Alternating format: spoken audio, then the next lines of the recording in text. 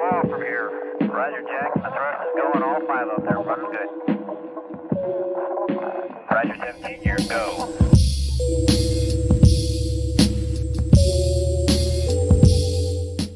I first want to begin, as we always do, in the name of Allah, the Beneficent, the Merciful, and greet you all in the greeting words of peace of Assalamu Alaikum. Today, we're going to be tackling the global energy crisis, economic impact upon Black America. And with us today, we have a guest that we'll have on to this program regularly, hopefully, to talk about current events that's impacting the Black community, Brother Dawud Muhammad, or as many know, Brother Wisdom 2C. And let me go ahead and bring him on. All right. Assalamu alaikum, brother. Yes, indeed. Wa alaikum salam, sir. Yes, sir. And you're coming through loud and clear. And so today, what we want to talk about, Brother Wisdom, is we want to talk about the global energy crisis and its economic impact on Black America. We're seeing a lot of things that are going on with the eviction of millions of people, but we're also talking about cyber attacks on the power grid. We're talking about the extreme weather that we have that's also impacting the power grid. So first, introduce yourself and let's go ahead and get right on into this conversation. Yes, sir. I copy that. First, I give the greetings of peace of Assalamu alaikum. I bear witness that there is no God but Allah, and Muhammad is his true servant and messenger. And that I thank Allah for the Muslim Elijah Muhammad and for the Honorable Mr. Farrakhan for helping us to fine-tune our thinking and to be able to present to you, everyone, a open,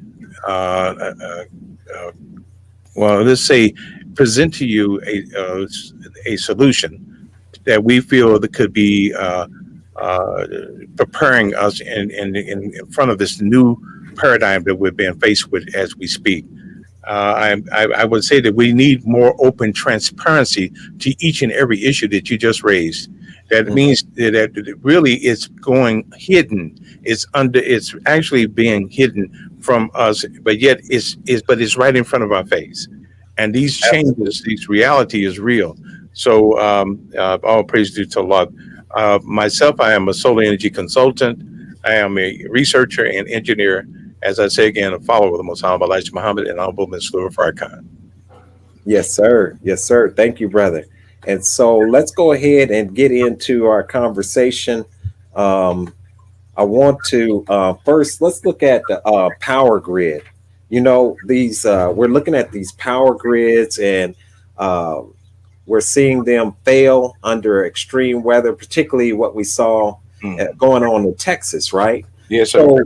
So when we see these power grids fail, and they're failing because of either extreme cold weather, which is what happened in Texas, or they're even happening because of the extreme heat, where people are turning on their air conditioners all at one time, and this is causing this antiquated power grid to fail. So I wanted to go ahead and play just this little clip of what it looked like. I think it was back in 2011, right, Brother Wisdom? Yeah. That we had a major power grid that failed on the West Coast, and then again, northeast, the power grid failed. And people can see on the screen, you know, how many states were affected, even parts of Canada were affected because of the power grid cascading failure. They were talking. I think that had something to do with the New York blackout, and then they had borrowed electricity from Canada to be able to try to bring some type of level of what do you call it, civility, or what do you want to call it, survivability, really, because you're living in these high-rise buildings and you're in a heat wave, and these heat wave are popping these transformers, and so then and whether you know it or not, those transformers are not easy to be built. Especially, I never could understand how can something that is created 3,000, 4,000 miles away in China somewhere is cheaper than something that could be made within 20, 35 feet of where you live. Right. Right. Absolutely. Let's take a look at this clip real quick, Brother Wisdom, to give people an understanding of what it means to have a cascading power grid. And, you know, in the scriptures, it says, pray that this does not happen in the winter. Unfortunately, we saw what transpired in Texas, and we're going to get to that, and we're going to get to how it impacted the Black community, because I think that people should really take note, because if they think that they're safe in whatever city that they may live in, they need to really think again. They want to talk about climate change, but you and I, Brother Wisdom, know that this is the wrath of God that's coming down on America, because what we do here on the Black Narrative is we give this a spiritual context, context that they don't give you on the mainstream media. And of course, when we talk about the wrath of God, we're talking about that power that is backing the Honorable Minister Louis Farrakhan. Let's look at this clip, and then I want to get your comment on it, okay? Alhamdulillah, yes, sir. We are in the midst of what appears to be a colossal and history-making blackout. People trapped in elevators and buildings. They have activated the emergency command center. We've got a real crisis in our grid, and this is why, despite being a superpower, we have a grid that is comparable to a third world country, and that's not right. There has been a massive power outage throughout much of the Northeast, both of the United States and of Canada. Millions and millions of people were caught by surprise when the electrical grid suddenly crashed. It shut down 100 power plants, from Ottawa down to Cleveland and as far east as New York. The most immediate concern was for thousands believed to be stranded underground in the dark in the New York subway system or in elevators in skyscrapers.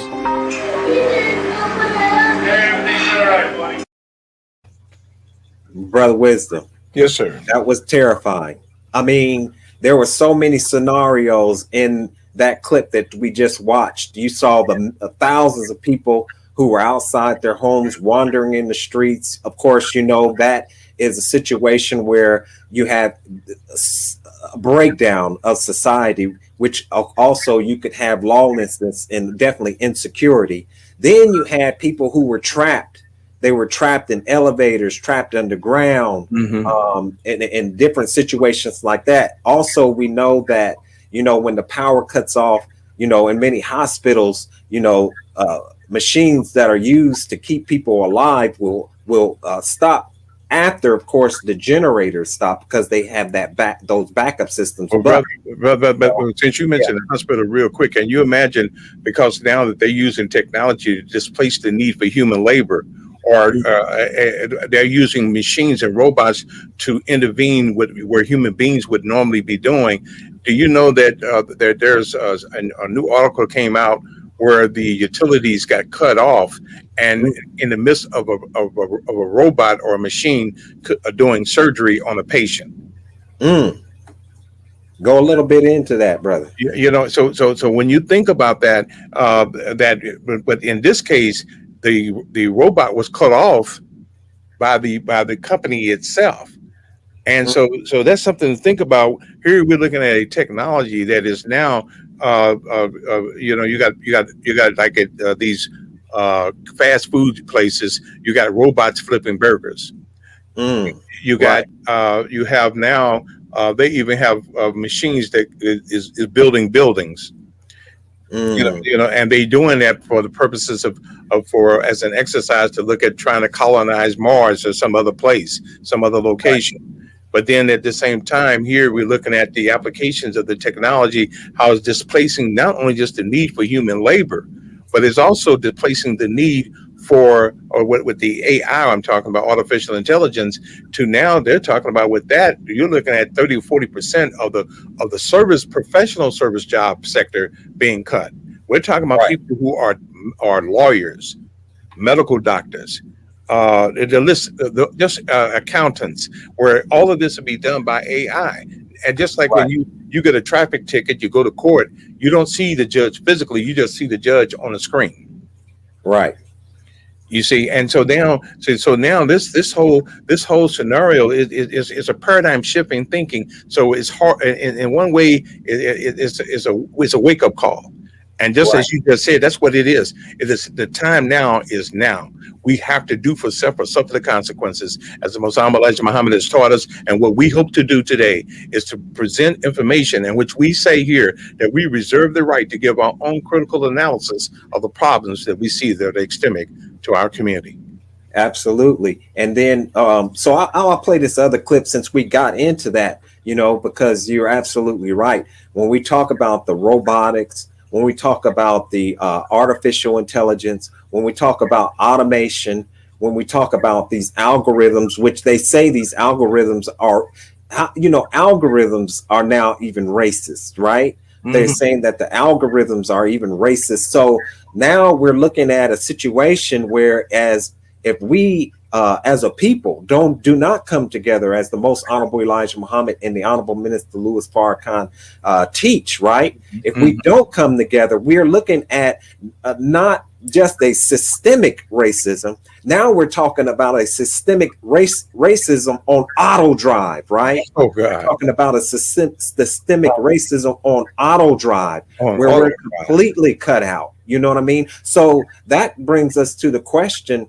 of the vaccine. Pardon me, I'm sorry. It Go actually removes the human element out of the picture. It's just like right now you have an issue with your account with a company or with the utility company. You don't speak directly with a person. You're speaking with, when you're dealing with your insurance company or your health insurance or whatever, you don't necessarily always deal with directly with a human being. You're interacting with a artificial intelligence that says that I understand full sentences and paragraphs. That's serious. So a lot of blue collar jobs are being wiped out, clerical jobs. Even they're talking about even possibly, and this is a terrifying thing when you talk about the removal of that human element, which of course that human element, if it was white, it was still it's probably 6 in one hand, half a dozen in the other, if we're looking at a racist algorithm to replace a racist white judge, right?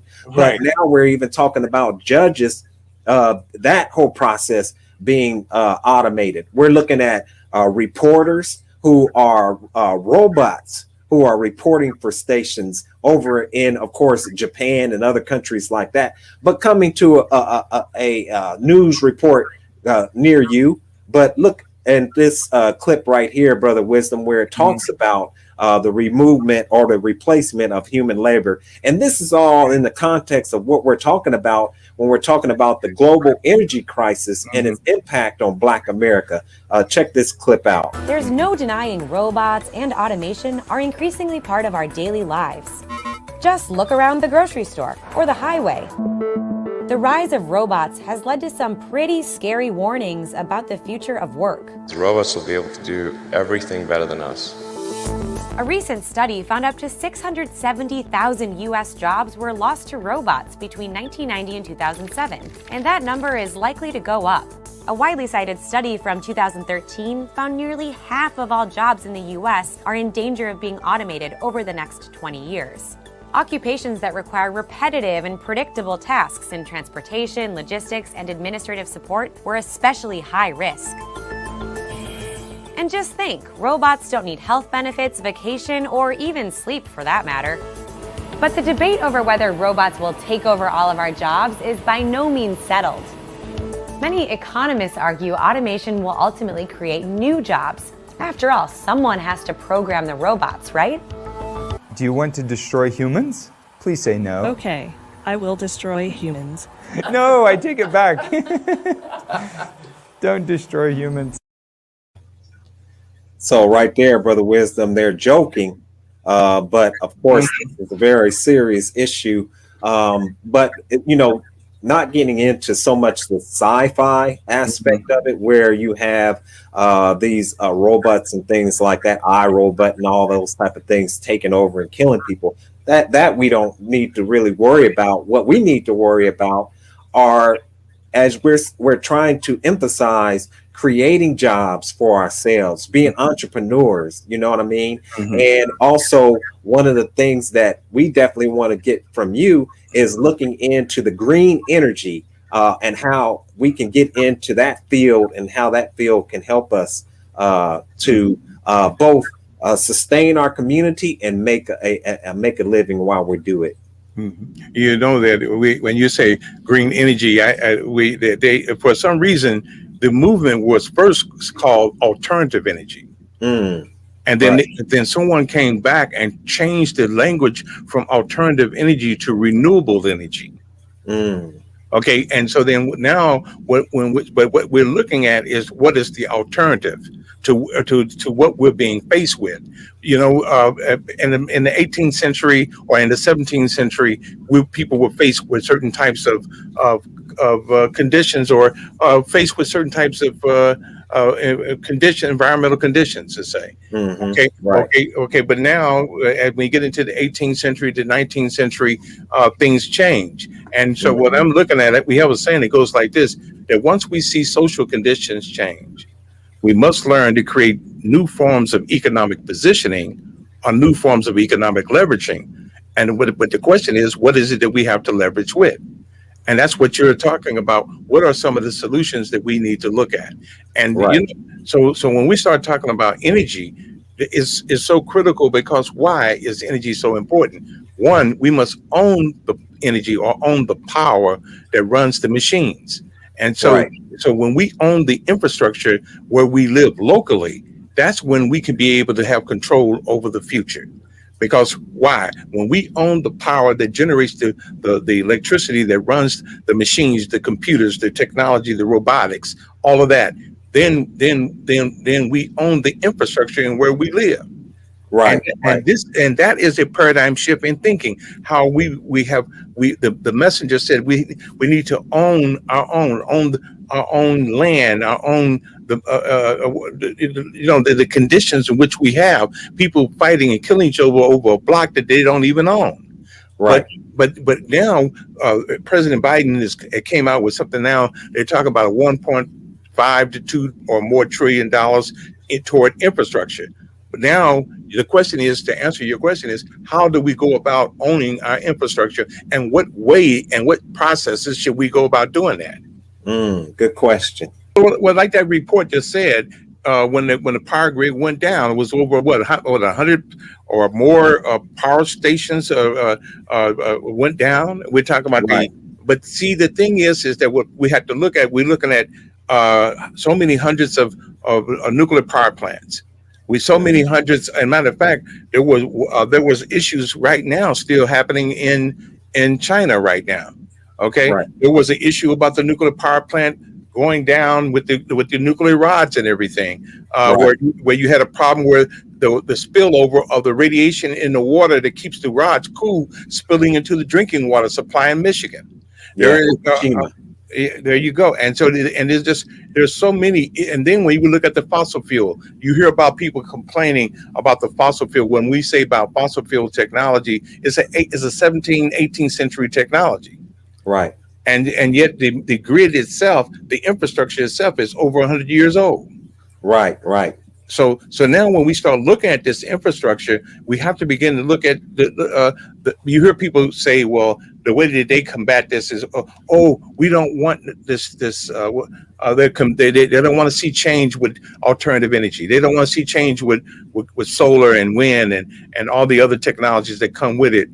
And the reason why they don't want that is that they're not really paying good attention to why you should want it. Is because of the fact that these coal-fired power plants have been found to not only give respiratory disease, and there is a connection, and there are some reports talking about, is there a connection with the respiratory disease coming from these coal-fired power plants that could have caused some of the morphosis changes, metabolic changes in regards to the coronavirus. Now I know that might be going a little bit far out right there, because there's a lot of other connections to that. But we know that this is also a fulfillment of prophecy regarding the pestilence and the famine that has been prophesied through Scripture. But yet we're going to go. Absolutely. But what I want to do is go back to say that, okay, they want to say, well, look how many jobs that we're shutting down all these coal-fired power plants. And we got all these people who were digging coal, working in the coal mines and all of that. Look at those jobs that are people losing their jobs, and they're not able to provide for their families. But look at this. But what they're not thinking about and what they're not talking about is look at the consequences of over 100 years or 200 years of this type of 18th century technology of this fossil fuel has created in terms of everyone having all kinds of diseases that's directly linked to this to the coal-fired power plants. From right now in the state of Illinois, 90% of all the drinking water is contaminated. People are dying from the water that they're drinking. We're talking about what they're finding. They have cadmium, lithium. They have not only cadmium, lithium, but mercury content that is causing children to be born with all kinds of birth defects. You have, well, what about the consequences of this type of thing when you're looking at the pollution in the air and you breathe in this and it's causing respiratory problems that people say, some people call it asthma, but it's more than just that. You know, you're looking at the increased rise in cancer that is not only just starting with the first generation, but it's being generationally passed on to the next generation, and people dying unnecessarily because of the conditions. And then look at the climate change, where in New York and in California and Chicago, you're hearing about tornadoes now. Tornadoes that they have never heard of before being found and located just recently, matter of fact, that they never thought of that would ever happen. Here it is, you in a skyscraper, and there's a tornado right outside your window. They had one in the middle of, what was it, New York, or what was the city? Look, you're talking about something that's number 2 weeks old. Right, exactly. See, and then here's the thing: you talk about the power outages that is the result of it, and then people are trapped because the elevators are not there. And just think, you know, how many people is in good shape to walk up the steps, let alone talk about walk down the steps, going so many feet high in the air. You see what I'm trying to say with these skyscrapers and stuff? And then you trapped, and then it's heat. Do you remember just that first clip that you showed? That actually in New York, it was so hot because there was no ventilation system in there. There was no heat, no air conditioning unit in there. So then it was just like a radiator, like they were sitting inside a microwave oven. And then the people who were finally able to get out were willing to be and sleep outside in pitch darkness on the ground that is 100 degrees heat outside. The concrete is will burn you sitting out there in that heat like that. But yet they would rather sleep out there on that than be inside those buildings. And how many times, Brother Wisdom, have you and I talked not only about the global energy crisis, right? Yes. And we've also talked about automation, but Brother Wisdom, how many times have we pleaded and cried for our people to take the guidance of the Honorable Minister Louis Farrakhan and prepare themselves and their family for disasters, to have, you know, certain things in place, because God's wrath being on America, on what I call the pale horse, maybe many would call the white man, or they would call it the system of white supremacy. And the reason why I call it the pale horse is because it describes the pale horse appropriately, that the rider is death. That's right. And hell follows closely behind. So this European, his time is up. He's been given 6,000 years and his time is up. And that is one of the reasons why we see these extreme weathers, because at the end of his time, his 6,000 year rule, right, is the end of our time, our 400 years of bondage. So we're trying to say that none of this is a coincidence, that this is all, you know, written of in the scriptures. And when we understand it and study it, we're looking at Black people, and we're specifically looking at the Most Honorable Elijah Muhammad and the Honorable Minister Louis Farrakhan fulfilling the roles, if you will, of Moses and Aaron, or Elijah and Elisha, or Jesus and Paul, or, you know. So Brother Wisdom, go right ahead. Brother, with something that I thought you were getting ready, I know you were trying to save that, but right now let's bring it out where you're really getting ready to hit us too. And that is that, it's written in the scripture in the Holy Quran about the believers and the disbelievers, that even if we give them a sign, they would not believe. But then also for the disbelievers, also they themselves, when it comes down to, when it comes to the truth itself, I don't believe you. Just like right now, you just showed a clip that said that it was 100 and how many degrees was it, brother, in the North Pole? That was 100. Right. Well, we didn't play that clip. You want me to play that real quick? Yeah, please. They said, because see, that's what I'm saying. But then we're going to go to the solution, which the minister came out with, and the time and what must be done. When he was talking about the economic blueprint, and why that is so critical now than ever before. Right. Well, let me play this clip. We'll come right back to it. Then I want to read a chapter in the illuminating book by the Honorable Minister Louis Farrakhan, Torchlight for America. Yes. Ground temperatures hit 118 degrees in the Arctic Circle. Recently, new satellite images show the ground temperature in Siberia reaching 118 degrees Fahrenheit, or 48 degrees Celsius. It's a blistering Siberian summer. That is not odd when you consider that the planet is warming in places that are meant to be sub-zero temperatures. The Guardian reports that a study by the Chinese Academy of Sciences has found that recent human activity has shifted the Earth's axis by an unprecedented margin. But the new research shows that since the 1990s, the loss of hundreds of billions of tons of ice a year into the oceans, resulting from global warming, has caused the poles to move in new directions. Brother, before I don't want to lose this thought, if you notice, they said the Guardian report. But get this, when Trump came into office, he created a new military arm of the military, and it was called the Space Cadets, right? Or it was called the Space Force. But guess what? Just like you got the Marines are called this, and you have the Army that is called that, and you have the Navy that is called that, and you got the Air Force is called that. But guess what the Space Force is called? The Guardians. Wow. Okay. So yeah. So I'm just showing you in the context of how things are going on that end. But yet at this point, when we're talking about climate change, we're talking about on many different levels, because now what this all leads to, on top of the climate change, is a increased rise in pestilence and disease and viruses that are also a part of it, and it's connected. It is all connected. It is connected, Brother Wisdom. And let me just give you a receipt on what you just said. There was a recent report that just came out, and it talked about how in the permafrost, if you will, that's melting, right? That there are viruses and bacteria and gases that are released that are causing the earth to heat up, but there are also the moisture in the air, and these viruses and bacteria and stuff are, also in the air, and there may be, the coronavirus, COVID-19 coronavirus may be pale, if you will, in comparison to what we're about to see. And when you're talking about extinction, is this leading to the extinction of what? The Most High Elijah Muhammad said it's the old world going out while new world is coming in.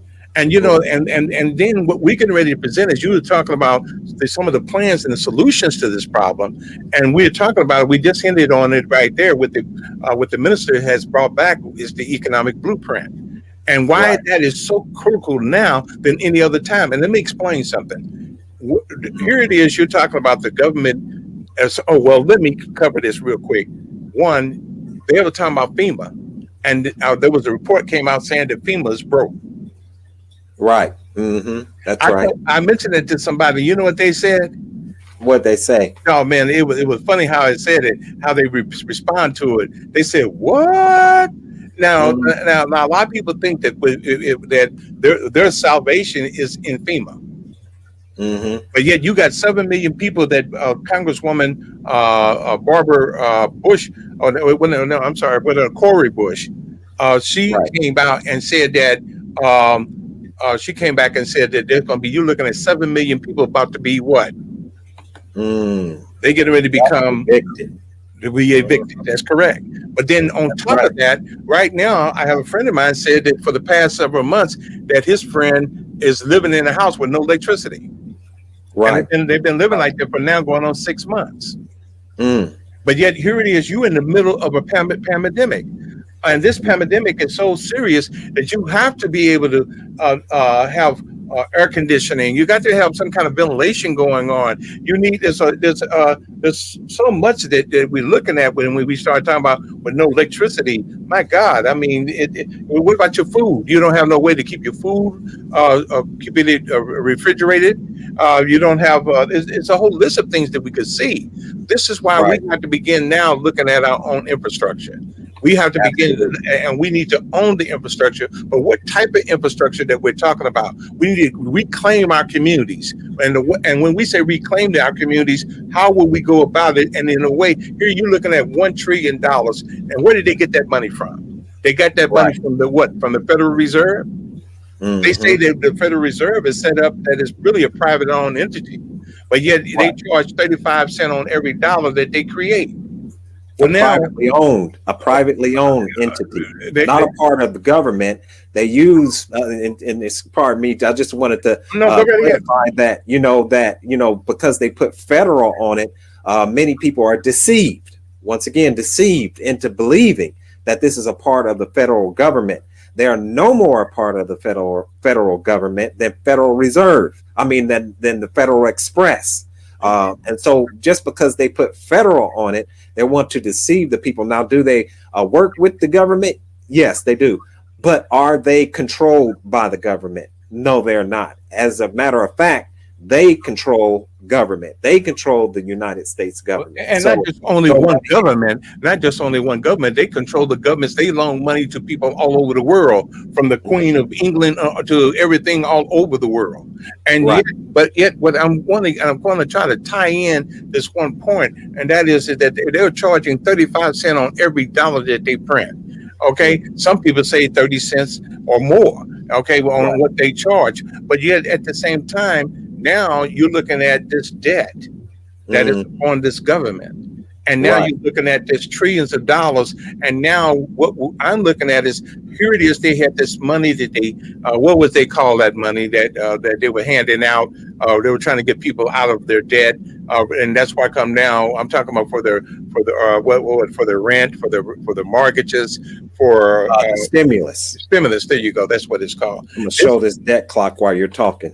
Okay, and then with this debt, the issue is that even if it seems like it's a noble thing what they're doing, but then how noble is it really?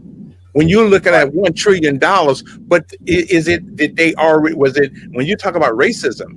Okay, the question is that the systemic racism, that is institutionalized racism, that is the part that is not being exposed. And this is why we're saying that we need to have more open transparency to this issue.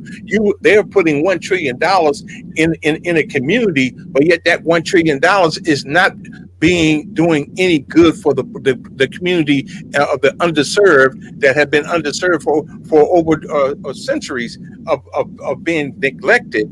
And yet they're bringing in this stimulus money, but they're not helping to prosper Black businesses. They're not helping to prosper, but yet they know all that money. Some people say 90% of that money, or if not more, is going straight back to the white folks.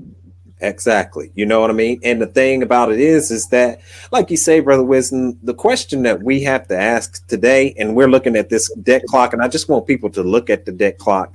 And on the national debt clock, I want them to see what the national debt is. But I really want them to see what it says right there to the right of it. It says debt per taxpayer. It says 227. I don't know. What is that number, bro? It says that these are calculated, because I know that's in them. Okay, right now you're looking at now. That's a tariff tax right there. I was looking at, and I apologize. So you see the screen where it's got the debt countdown. It's even the federal spending, the U.S. budget deficit.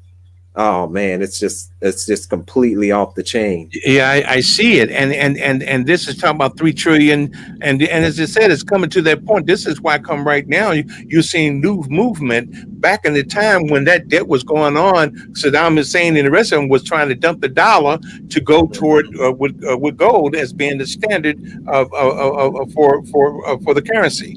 Then you had some talking about a movement of dumping the dollar for the euro, but then you see the collapse of the European economy. Okay, in 2008, because of the adjustable rate mortgages. Okay, and they were calling it distributive swap at that time. Okay, but you had these educated, so-called black educated educators, but they're supposed to be scholars in the form of academia, but they have never talked about and discussed whether or not it was the pros and cons to this whole system, and they never alarmed our people about anything until it was too late. Right. Right. The system's about to collapse. Right. You know, we told that it was taken off the gold and silver standard. But before I go into that, because that's in this illuminating book by the most honorable Elijah Muhammad. I don't want that. There we go. By the most honorable Elijah Muhammad, The Fall of America. And I'm going to read some of that where it talks about inflation, right? And what will happen under 100% inflation. And remember, this is taught by this book, I think was published in the 70s, right? But the most honorable Elijah Muhammad had this knowledge in the 30s, right? That's right. This book was just published in the 70s. So when we think about the most honorable Elijah Muhammad, you know, one of the things that people have to begin to ask themselves is, how can a man who did not complete elementary school, how did this man build a great education the nation of Islam?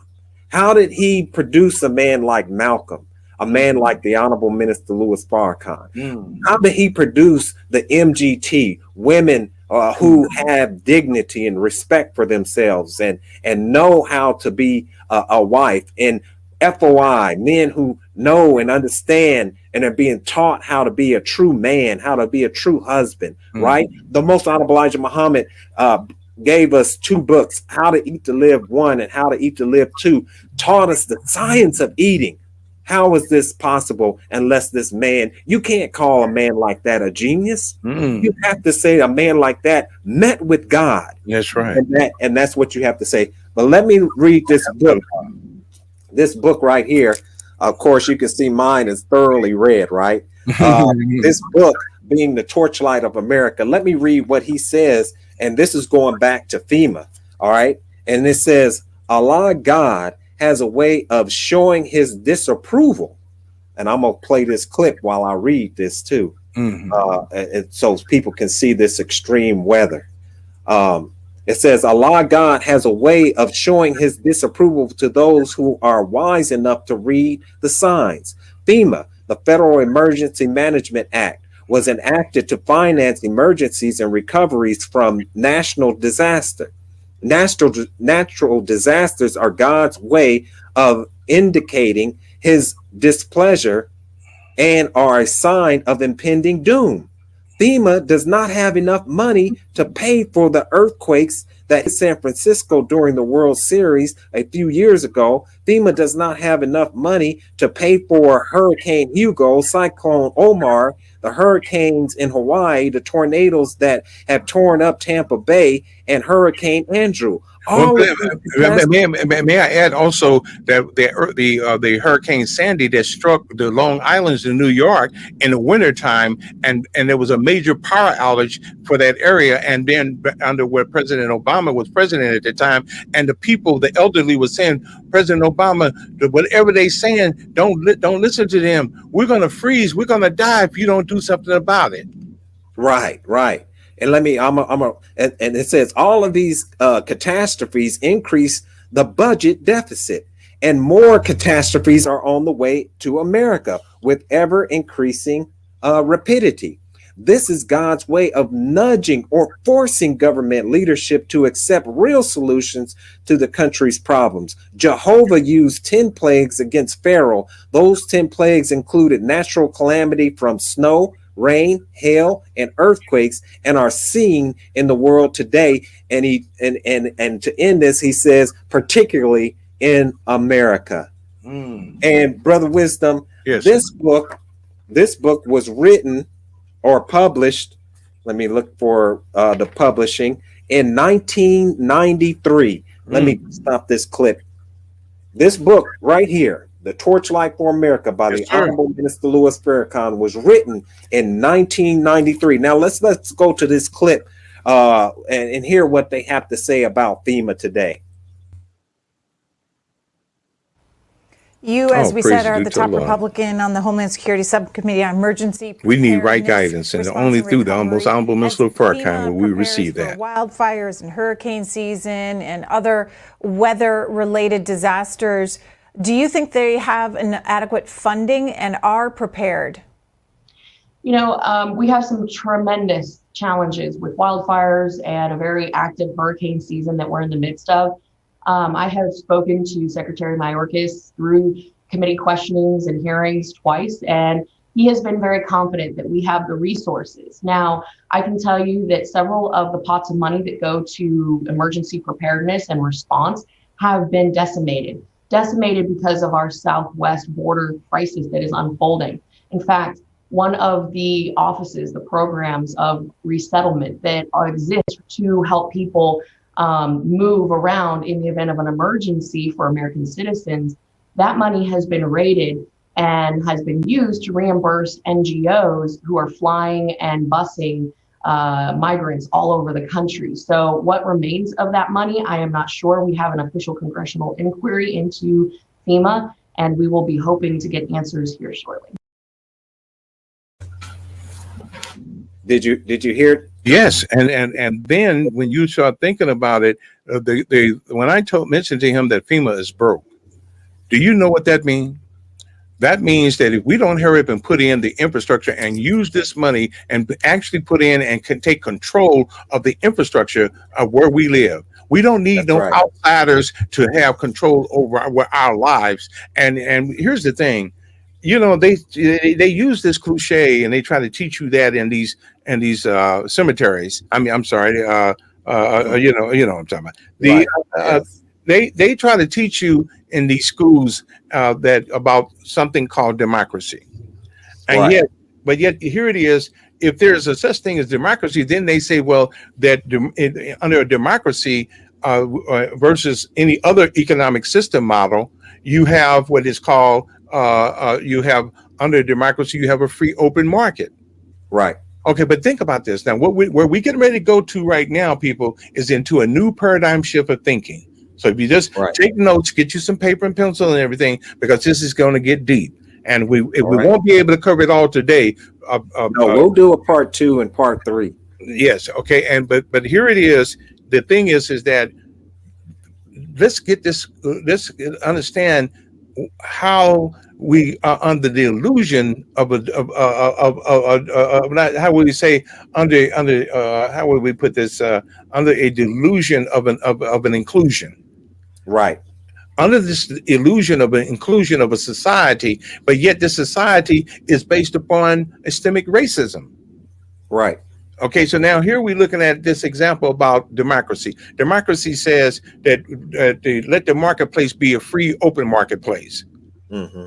Okay, but there is no such thing as a free marketplace under the term of capitalism, because if it was true a free marketplace, then there would be true competition. Right. But then where is the but what I'm saying is that what we really exist up under is what we would call a monopoly. Absolutely. Because, okay, just like Southwestern Bell. What happened? They busted up Southwestern Bell. That's where you got Verizon and all these other T-Mobile and all the rest of that. These are offshoots of breaking up the Southwestern Bell. Right. Then the same thing as you look at the pharmaceutical industry. What they sold us was a bag of goods. When they said that big is good for America. Okay. Mm-hmm. They say that having not only Southwestern Bell but the cable company, your utility company, all of this is really a state-run regulated monopoly. Right. And in the situation of Texas, we're talking about a corporation that runs the grid out there that caused that. That was, a factor in the cause of the cascading power grid failure? Because of the refusal of some of the things that were, and if you remember, up on the other previous administrations, they had issues regarding not wanting to comply with some of the whatever you call the laws regarding the environmental laws that has something to do with making improvements and upgrading of the infrastructure. Right. Okay. And then that state did not want to comply to the federal government guidelines, so they felt like they were independent. That they wanted, they were literally feeling like they wanted to have they had their own independent electrical grid and all of that. But the consequences, this is what you see how it panned out by going along with that line of thinking, and with the consequences from the results of their making poor decisions in behalf of their people. Can I play a clip that shows the consequences? So if you can't hold your thought, because this will put what you're about to say into context. Okay. Yes, sir. Go right ahead. All right. While millions of Texans lost power last week, some of those who were fortunate to keep their lights on are now facing a shocking surprise: astronomically high energy bills. Some have been charged up to $16,000 for just a few days of energy use. On Sunday, Governor Abbott ordered a moratorium on disconnecting power to customers who cannot pay these bills. The skyrocketing bills are a result of the state's move to radically deregulate the energy grid. Some consumers purchase electricity plans with rates that fluctuate with the market. We're joined now by two guests. First, we go to Akila Scott Amos, who is a Texas resident who saw her electricity bill jump over $11,000 during the storm. Did you hear that, brother? Yes. $11,000 during the storm. Her bill jumped up, and she had to pay that. That's right. And here's the thing: there's a number of issues here that in this short period of time I would love to go deep into, because there's but let me show you. Not only just Texas, but there's a city called Itty Bitty, Mississippi. They owe the utility company to the point where they had the power to shut off the whole entire city's electricity because we got behind on the electric bill because of the fact that the coronavirus had affected the economy to the point where there was no economic stimulus money going about. And how do the cities and the state get their money? And that's through sales tax. That's through other means, that through when you go get your gasoline, when the people can't pay the electric bill or the utility bill or the cable bill. This is how and when that money and that revenue is not there, then that's when all of a sudden, and that's what you get ready to see right now. You're getting ready to see not only just massive because of this. They're talking about people being put out of their homes, becoming evicted. But then also you got a massive, huge number of people is getting ready to have the utilities cut off. But here's the danger, and this is why we're saying that we have to have more open transparency to this issue. One, if the person is able to pay, if they are on Section 8 housing, if they're able to pay their Section 8 rent or lease, then that's fine. But if they can't pay the utility bill, and if they robbing Peter to pay Paul, or they're not paying their medical bill so they can pay to keep the lights on, or they're even cutting away from their food so that they can keep the lights on. But then yet the grocery bill. But here it is. When you start looking at this subject, you got to look deep into this thing. There is an issue right now, just like the water company in certain cities, that they'll throw a lien against the utility company. The utility company could throw, actually, could it be, because the electric company do the same, throw a lien against your city. Right. Can the electric company throw a lien against your home or to the landlord? Just like the water company is doing it. Okay. And then when they start throwing a lien against your property, you can't even rent your place out. And matter of fact, if you start looking at the utility bills, and people have a major apartment complexes, they can't even get what you call an occupancy permit until that utility bill is paid off. Right. See, this thing gets even deeper than that, because of the fact that you got people now who got bills, like you just said. This lady had $11,000 utility bill. But here, when you look at Detroit, the same thing happened in Detroit. Whole entire communities was in pure darkness, and yet we have to offer what we're going to do. We have the solution to all of this. Yes. We have done the research, and I've done the research for a whole entire city's infrastructure, from the water company to I mean, when the power grid went down, all the water pumping systems went out. Right. And the sewer pumping systems went out, where the sewers begin to back up. Okay. Mm-hmm. So then here I came up with solutions for all of that. And it took me years to get that information and gather the information. I had the mayors allow me to go and look into all of these different things to come up with solutions. And we have the solutions now. But what we need to do is, as I said again, that when we see social conditions change, we must learn to create new forms of economic positioning or new forms of economic leveraging. But the question is, what do we have to leverage with? And I'm saying to you that with this alternative energy, that we need to begin to move forward with a green sustainable cities as a model to which we can address that can become our anti-poverty program for us all. Yes. And Brother Wisdom, we can continue to touch on that, because I don't want you to think that you're being rushed. We're going to do a part 2 that we can go into the solution, cover the solution. So we can call this part 1, what is the problem? Where are we now? But in part 2, I want to have you back, and we'll spend that whole hour and we'll talk about the solutions, because we do have solutions that can get us up out of this crisis that we're looking at as individuals and also as a people. But once again, these solutions are coming from recognizing the divine guidance of the most honorable Elijah Muhammad and the honorable Minister Louis Farrakhan. Yes, absolutely. One thing real quick before we begin to end this program is, now we looked at the weather, Brother Wisdom, and we looked at some other factors that monopolies, right? And one thing, I want to put this guy's picture up.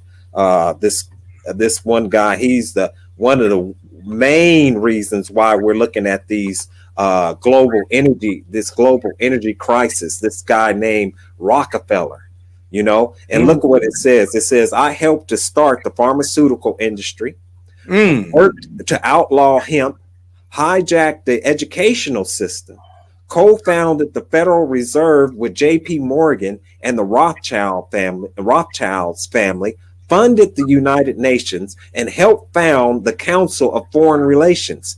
You were taught I am a hero, entrepreneur, but I was actually one of the biggest enemies of the American people. And why would he say that, Brother Wisdom? Mm-hmm. He would say that because one of the reasons why the infrastructure is so antiquated is because of the petroleum industry, for instance. Mm-hmm. One of the reasons we don't have here in Ohio a train that runs from Dayton to Cincinnati, from Cincinnati to Columbus, is because the oil industry, right? Right. Rockefeller was the cause of the steel industry to collapse. That's right. And they have kept these, they have kept the infrastructure antiquated so that you would have to drive your car to go fill up your car. It's all about greed. Well, that's what it's all about. And here's the thing, that a long time ago, there was a chairman of the board, I can't think of his name, of the Federal Reserve, made a statement, and he said, I think it was Greenspan, and he made the statement that we do not know what new forms of technology or economic development could have taken place if it had not been for a monopoly. And here's the thing. What happened is that under Rockefeller, what was formed was called the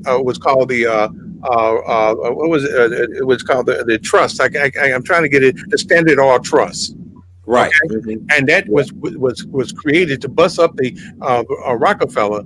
And then what happened is it's the same thing when you start looking at other monopolies that were also formed. Now think about what they threw in about the pharmaceutical industry as well. It's a monopoly.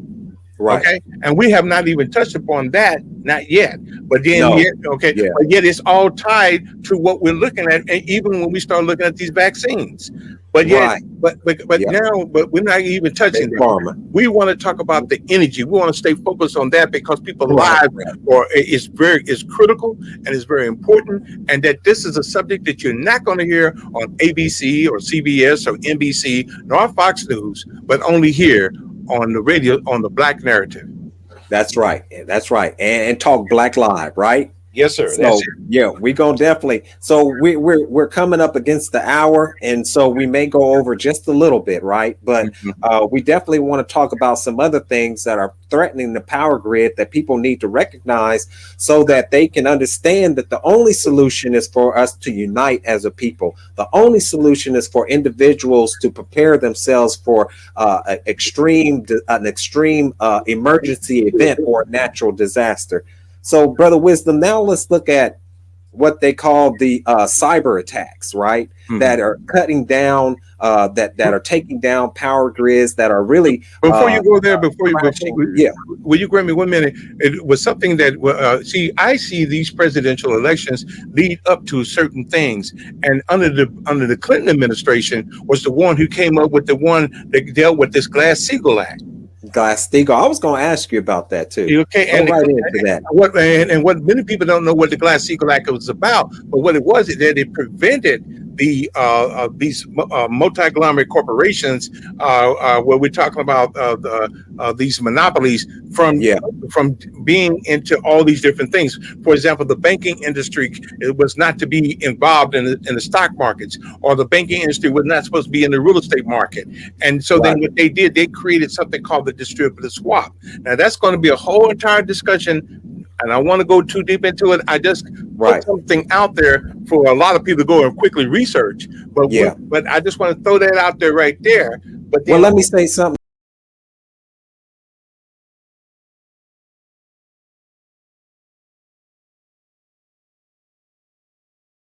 Just to get what you're saying to some understanding, right? So what you're saying, since they abolished the Glass-Steagall Act and they allowed these mergers to happen between the banks and the hedge funds and everything like that, what they put out there was these balloon interest rates and everything like that targeted, they said, somewhere between 70 to 75, maybe even more, of Black and Hispanics when we were going in to purchase homes. Yes, we were the ones who were affected by homes. That's right. We were the ones who were most affected by this robbery, this theft, this deception, criminal extortion. That's what I went call to jail. That's right. I call it a criminal extortionist, and this is and you have to put it right at the foot of who's responsible, and that is that these are white secessionist criminal extortionist ring. Okay, and we're going to talk about that too, about how that ties into this whole thing as well. But right now, the main key point is that when it came to the Glass-Steagall Act, and when it's talking about that, like what Alan Greenspan made a statement, he said, we don't know. Now, here's the point. We don't know what new technologies, advancements, or innovations could have taken place that should have been put in the market over 100 years ago. Now, why did we make that statement? Because solar technology is over 100 years old. 100, Brother Wisdom. I saw a program where they had back, decades ago, where they were already running cars on electricity. They were already running cars on biofuel. They were already running cars on just different type of things they were running cars on, but because of the monopoly of the petroleum industry, they shut all that down. Now, let me give the people another understanding of how these people have controlled and have set America on the road to being last as far as the superpower is concerned. We have Amtrak, and we think that that's something great. Over in other countries, they got bullet trains. That's right. We have these power grids. Let me show this power grid. We have these power grids whenever extreme weather comes, ice gets on these power lines, brings them down, cracks the poles that you stand up. But in other countries, they have the power power lines underground. You don't even see these wooden poles sticking up out of the ground. Therefore, you very rarely hear about these cascading. And so what you're showing, what you just exposed, open transparency to the issue again. And this is what this is about. This open transparency to the issue is what you just exposed. And I want the people to understand. It has left itself that this system is so ancient and outdated and antiquated that it is exposed itself to climate change. So in other words, it doesn't have anything to protect itself from the changes that are already existing as we speak.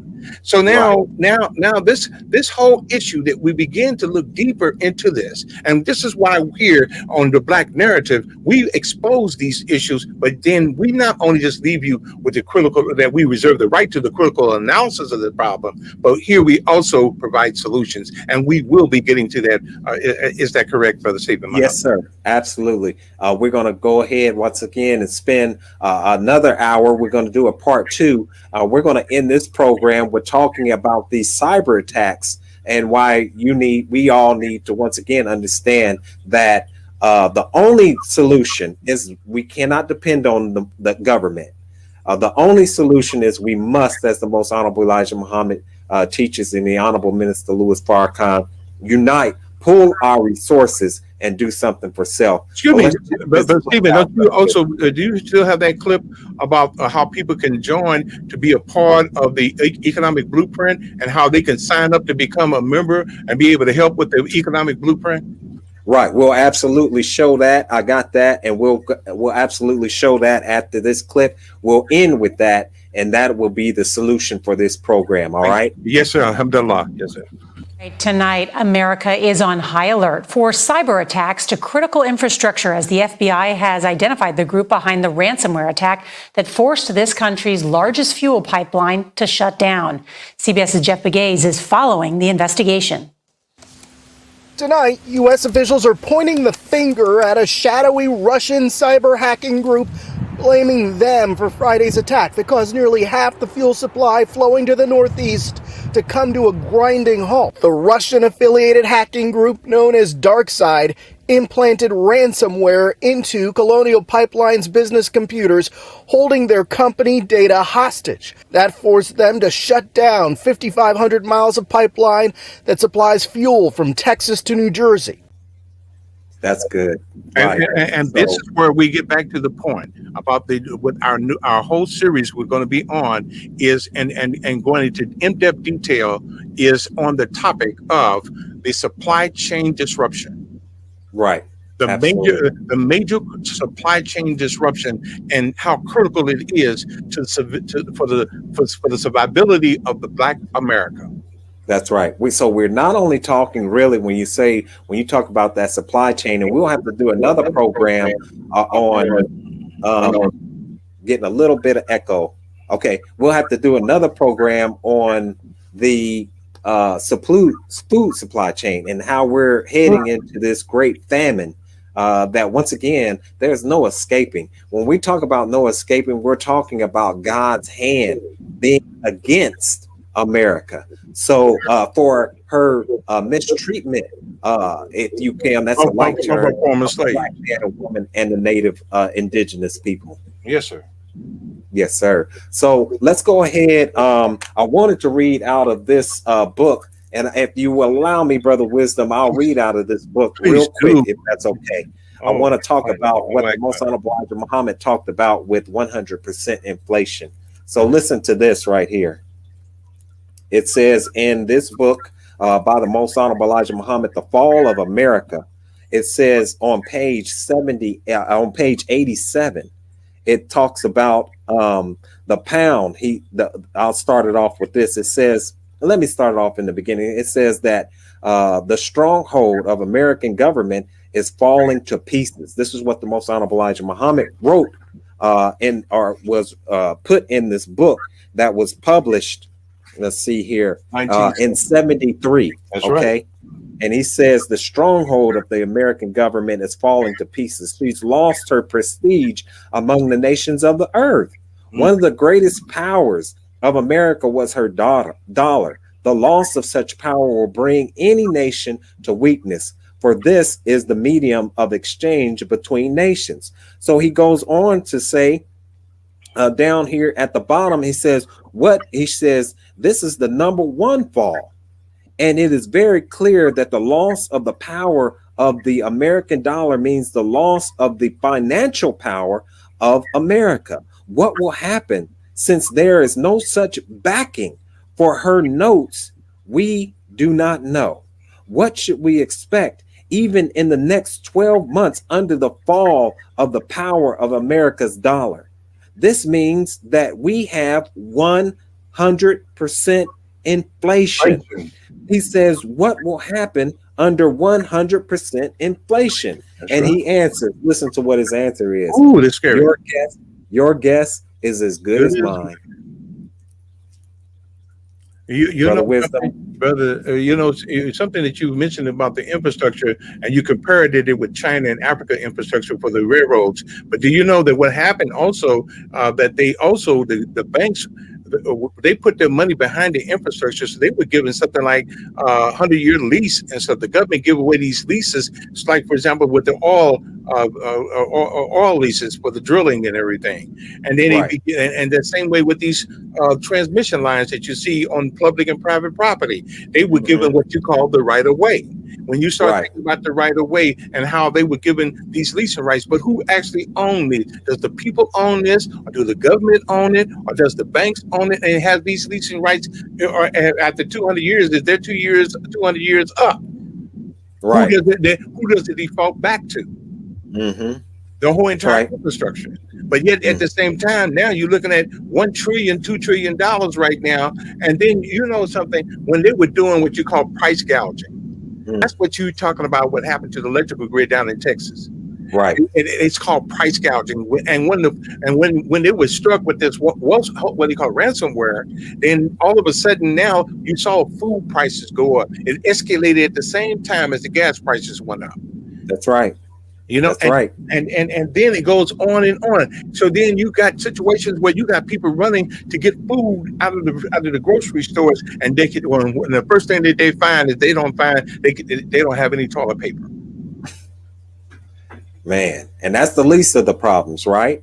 Because they're not going to find the basic necessities. And Brother Wisdom, because of 100% inflation, what that means is that even if they do find bread, even if they do find mayonnaise, even if they do find these other food on the shelf, they won't be able to afford it. Well, look, even with the foods that they're getting, which is what they call GMO, you're looking at these foods don't even have the proper nourishment that the body needs. So when you supplement that, that's why they call it supplements. You go get vitamin supplements like vitamin C, D, and E, and others. Okay, but yet at the same time, the Honorable Mr. Farrakhan has insisted that we take a look at that vitamin D because of the fact that they're saying that a lot of those who were succumbed to the coronavirus, they found that in the medical reports that these people were suffering from vitamin D deficiency.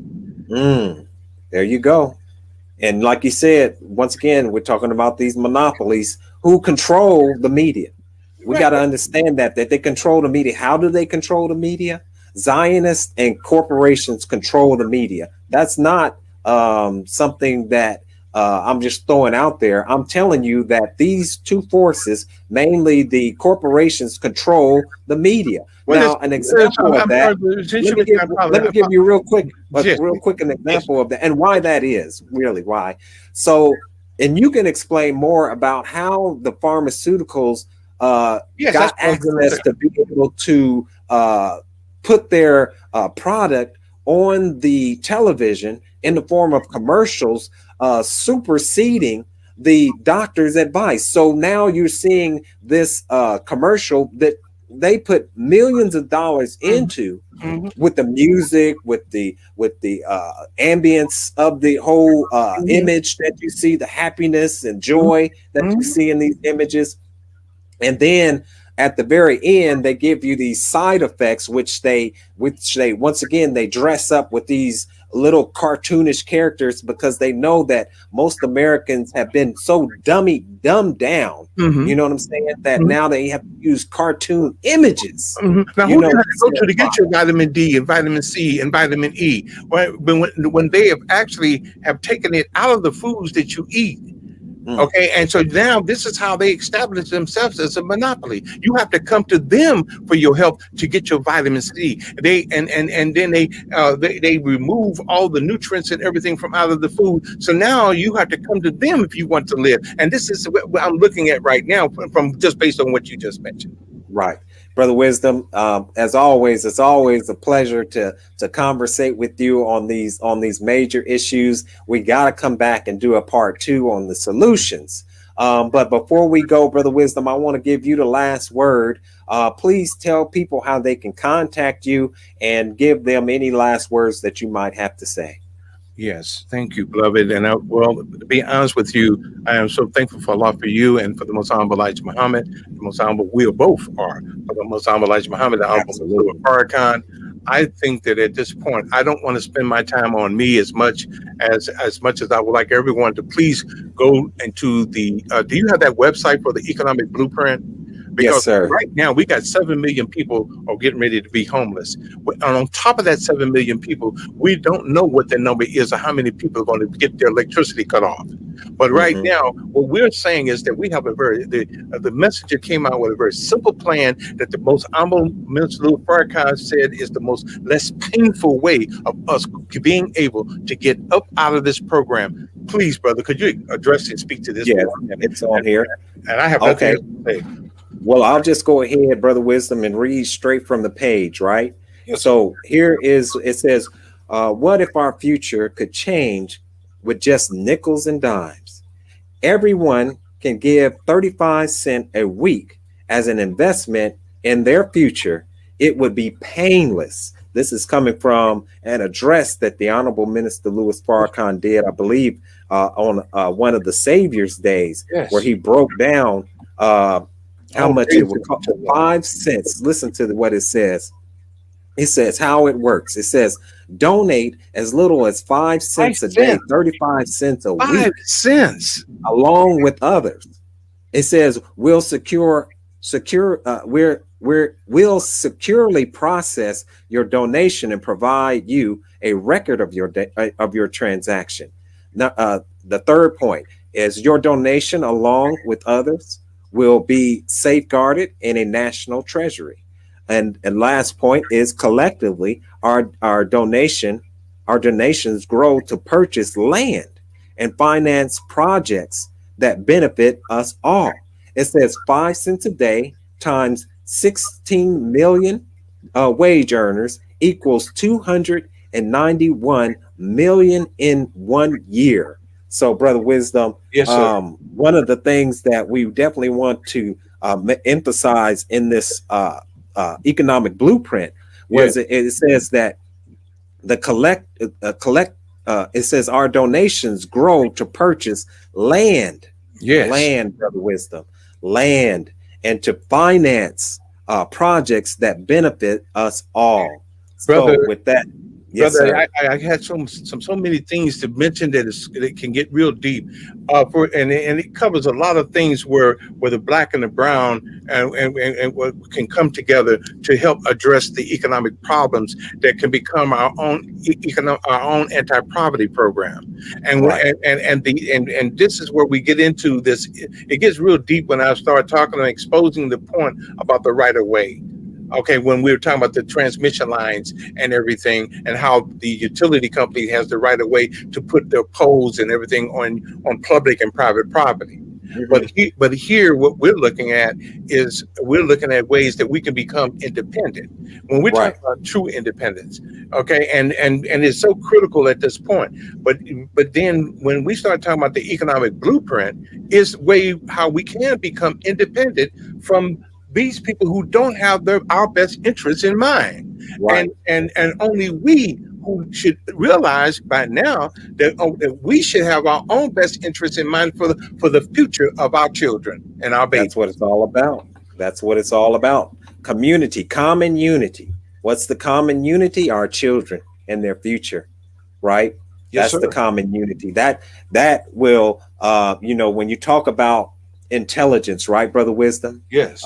Intelligence says that, or culture, right? Or Yes. intelligent culture.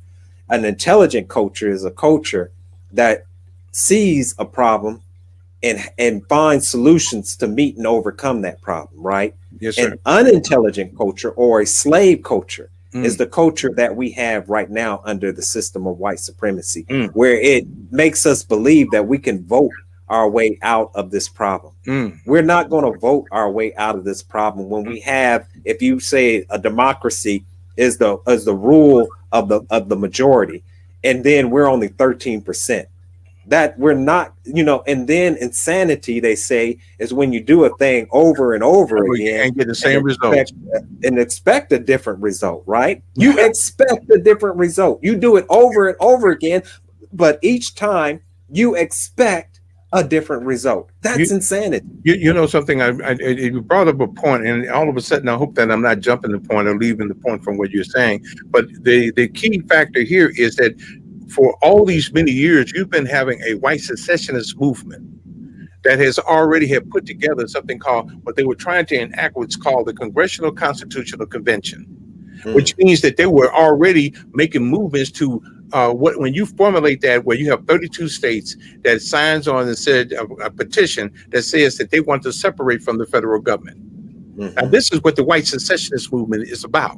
And that's why come you saw them white folks was willing to go up in and kill people up in the White House.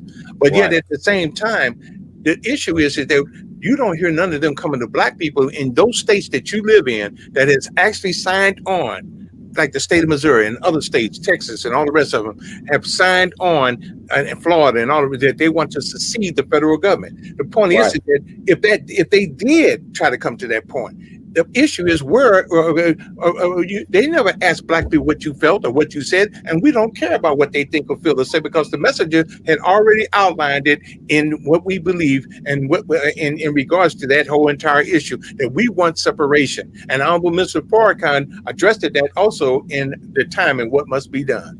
Right, absolutely. And I'm going to put on the thing, the website that we're talking about, as far as people being able to sign up for this project separation, right? That's being led by Dr. Ava, student minister Ava Muhammad. Hardworking sister. Oh my God! Please, Allah wake up. Yes, sir. Let's look at this right here, and so here is the website, Project Separation, and we kind of urge everyone to sign up. This petition, Project Separation, sign the petition today. Let's go on down here.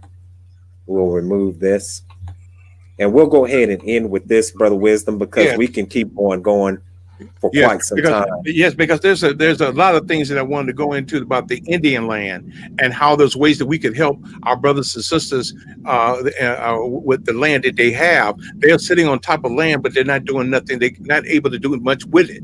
And so, so here's how we could come in and how we can all benefit from it. How we can take the communities and where we live and own the infrastructure. For example, we were looking at things like owning our own solar security streetlight district. Right. We got other plans that we will go into details about all of that and more.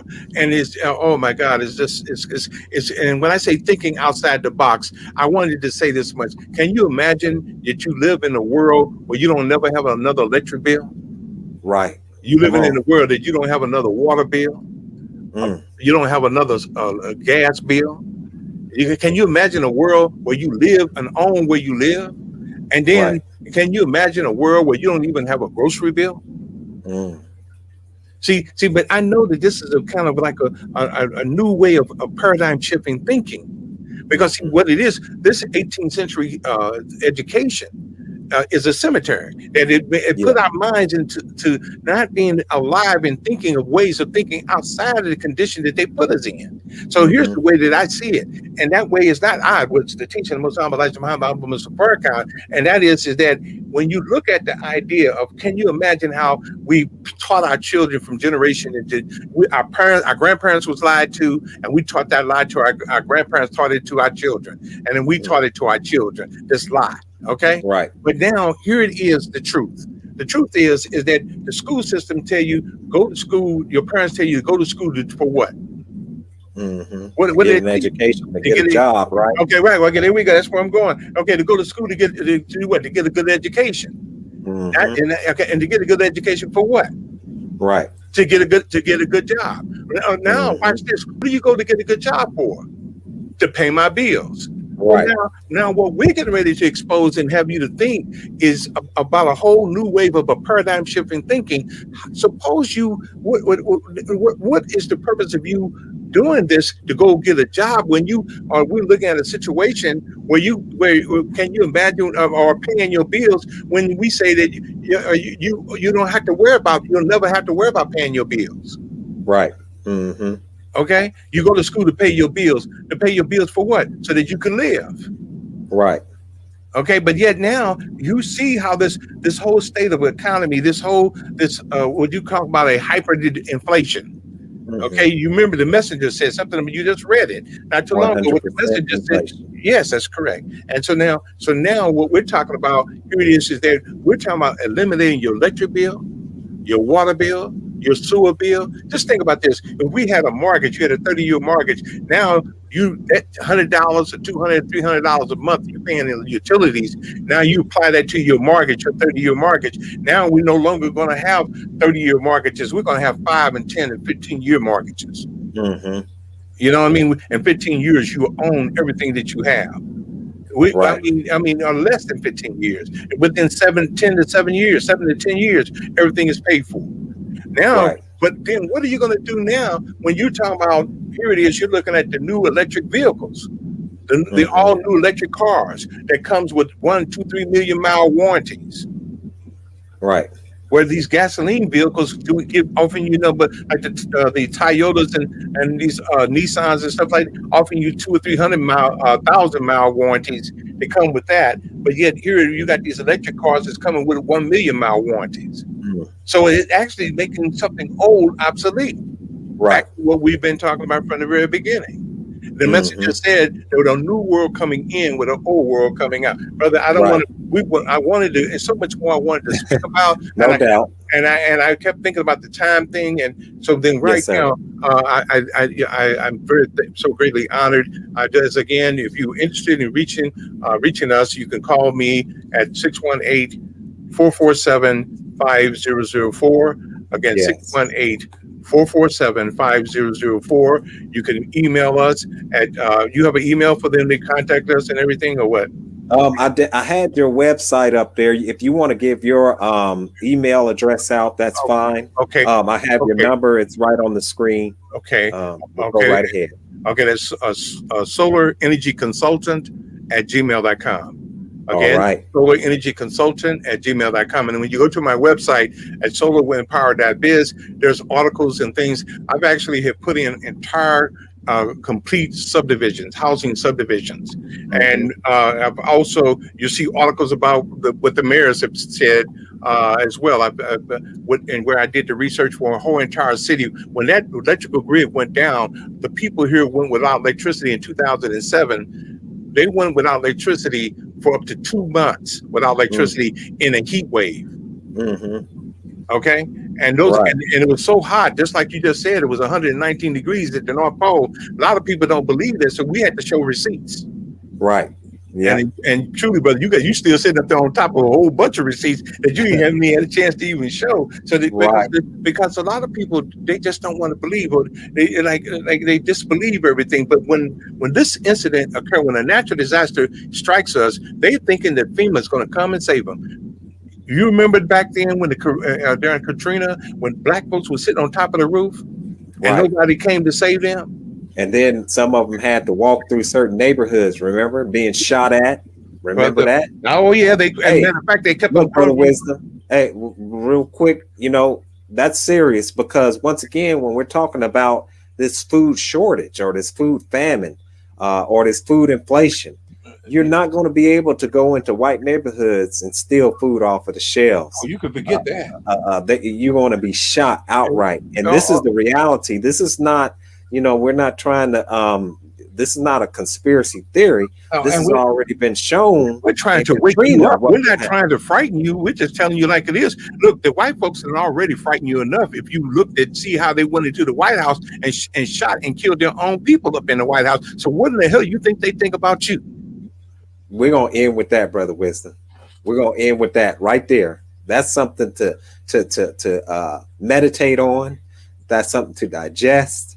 That's something to think about right there. So let me, I'm going to close on out, and I'll be back with you, Brother Wisdom. All right. Alhamdulillah, may Allah bless our efforts. Yes,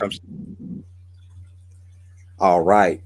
So that was our dear brother Dawud Muhammad, aka Brother Wisdom 2C, and you can hear Brother Wisdom 2C. He does a talk show called Talk Black Live, and it's a very powerful and informative talk show. I also want to invite you to, of course, like this video, follow us, subscribe to us on YouTube, hit that notification bell, give us a thumbs up, because as you know, and you probably heard from other Black media outlets, this is how it helps to put us on the front page, if you will, when it comes to topics like this. And we definitely want to support Black media. And one of the ways you can support Black media is to subscribe to Black media, subscribe to Black Narrative. Like I said, hit that notification bell. Also follow us on Facebook. You can go into the description and hit our LinkedIn link, and that will give you the social media platforms as well as our website that you can follow us through. Also, you can become a Patreon member, and this will help us to produce these informative conversations or interviews, if you will, with certain individuals. And with that, brothers and sisters, I want to leave you as I came before you in the greeting words of peace. We say that in the Arabic language of Assalamu alaikum.